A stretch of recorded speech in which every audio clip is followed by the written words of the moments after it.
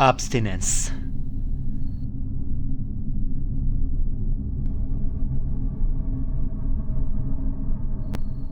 Inside a cushioned cell, I'm alone with my thoughts after the doctor said that he needed to breathe some fresh air before talking to me again. You see? It wasn't all my fault, was it? I know I'm guilty, but abstinence is worse than the drug itself. I grew up really sheltered. I was homeschooled. I wasn't allowed to interact with kids outside our little community, and I was always reminded, God is watching. And when I knock on their door with my Bible under my right arm, they actually opened it, unlike every other house. Granted, it was really dirty inside, but still. My mission was to take them away from their unclean lives, right? Of course they could, and they would offer me a cup of their drinks. Of course, why not? A shimmering, beautiful crystal cup, in contrast with the awful environment. I was warned about drinking, how drunks destroy families, but they were being so polite, so inviting. The first people from outside that treated me well ever since I started my missions at only 8 years old, and they said that God couldn't watch me here. I had to accept it. Soon, I had downed an entire bottle. Like they always said, 1 is too much, and 2 is not enough.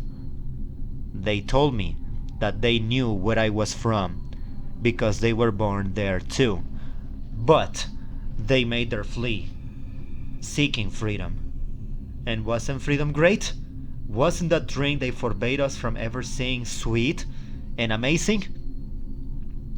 When they sent me on my first mission by myself at the age of 16, I had no way of knowing who the 3 people in that house were. No one warned me. See? I never went back. They opened my eyes. This freedom thing was just what I craved my whole life. The doctor didn't get it.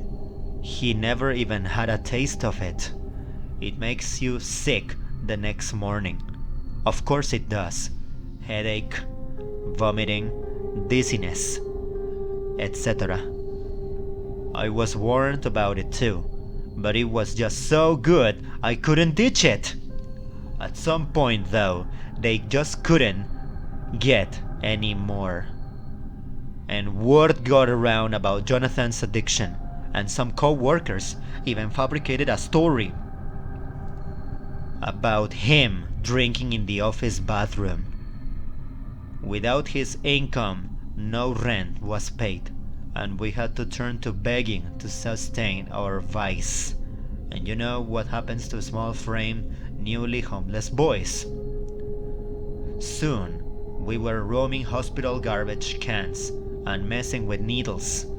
My family was not joking when they said it was a gateway drug, and things only got worse. But I still like my freedom. The doctor comes back into the room. Oh my. You're lucky we didn't strange you after you disappeared and I managed to get you a plea of insanity.